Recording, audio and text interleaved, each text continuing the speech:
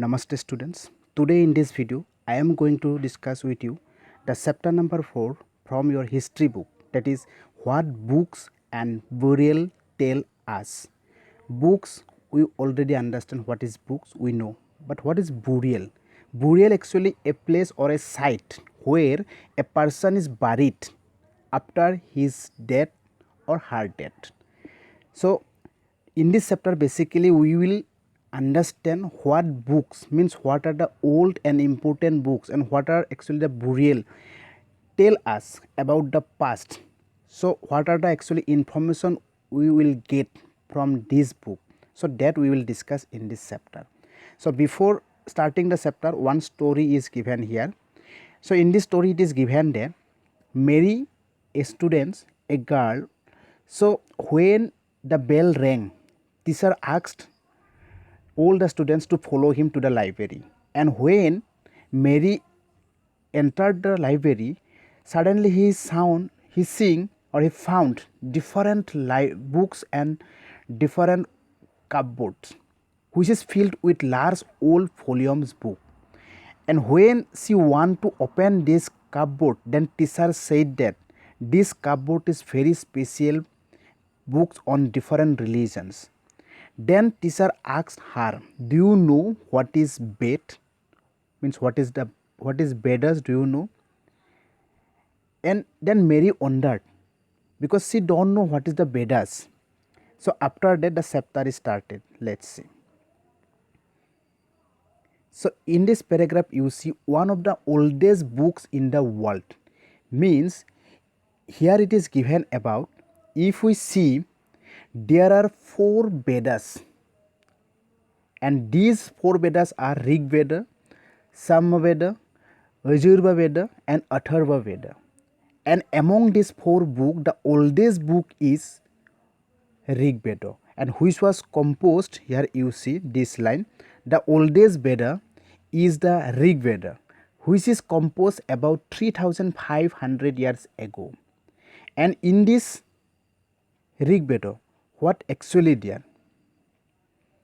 So here see in this line it is given. The Rigveda includes more than 1000 hymes, and which is called sukta or well said. What is hymes? Hymes actually is a kind of a song. That song actually sung in the praise of a god or goddesses. So if we see the Rigveda, there are 3 gods we can find. What are the 3 gods? Here it is given. One is Agni, second one is Indra, and third one is Soma.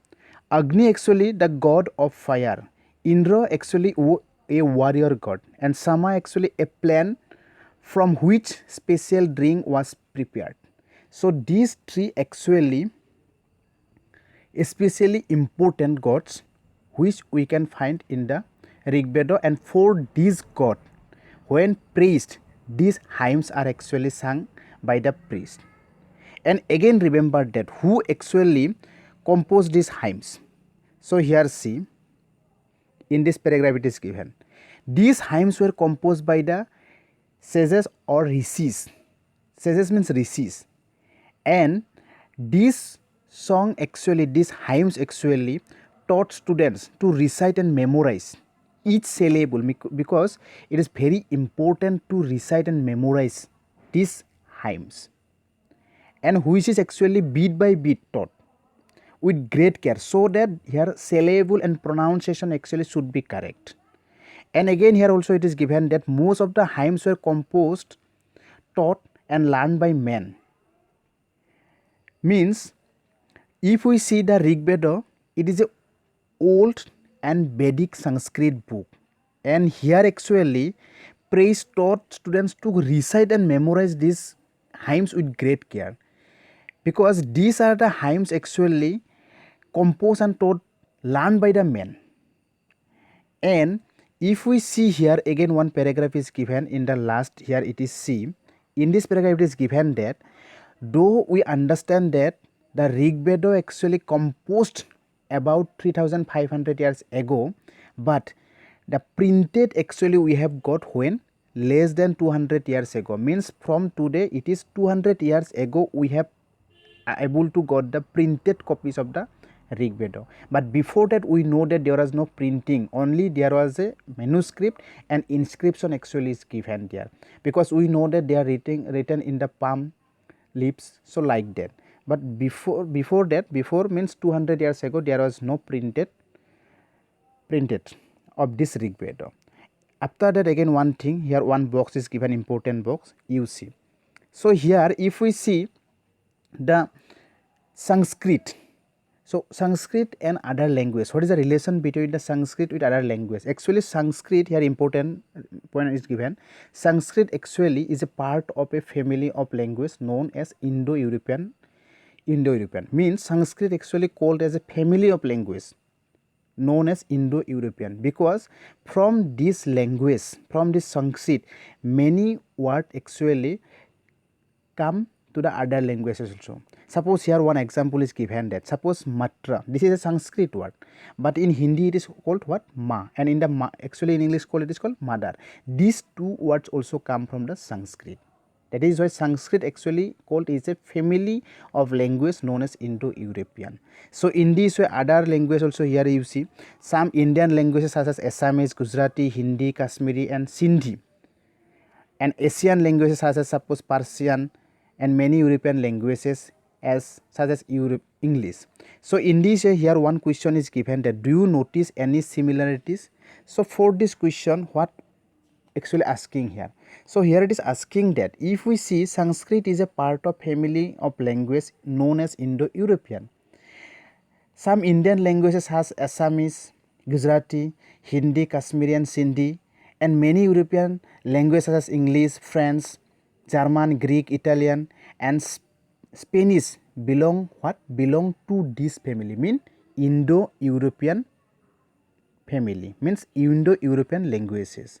And again if we see, they are called a family because they originally held, actually the originality means originally had words in common, because of these languages, French, common, German, Greek, Italian, and in this way Assamese, Gujarati, Punjabi, so there some origin word actually come from the Sanskrit. So that is why Sanskrit actually is a family of languages known as Indo-European. Like that other languages also, here example is given. Suppose that if we see the Tibetan, suppose Northeast belong to Tibeto-Burman family, that is suppose Tamil, Telugu, Kannada and Malayalam belong to the what, Dravidian family, means these are the languages actually some word come from the Dravidian family. In this way language is spoken suppose in Jharkhand, so is a part of central India, belong to what, Austro-Asiatic family. In this way different family of languages are there, from the different language come to the different special languages. So after that one question also given here, list the languages which you have heard about and try and identify the familiar to which they belong. Means in this question actually it is said that if we see the other languages suppose used in the subcontinent belong to different families, suppose for instance suppose in Northeast, in the Northeast belong to the Tibetan Burman family. Like that South Indian languages like suppose Tamil, Telugu, Kannada and Malayalam, these are belong to what, Dravidian family. In this way the languages spoken in Jharkhand suppose and parts of central India belong to what, Austro-Asiatic family. So in this way some family languages, these are the languages actually come. So after that next here it is given that how historians study the Rigveda. So in this paragraph actually it is given that, means if we see the archaeologists, we already understand what is the archaeologist, because in the chapter 3 and chapter 4 we have already understand what is the meaning of the archaeologist. So again I am telling the meaning of archaeologist. Archaeologists actually those who actually examine the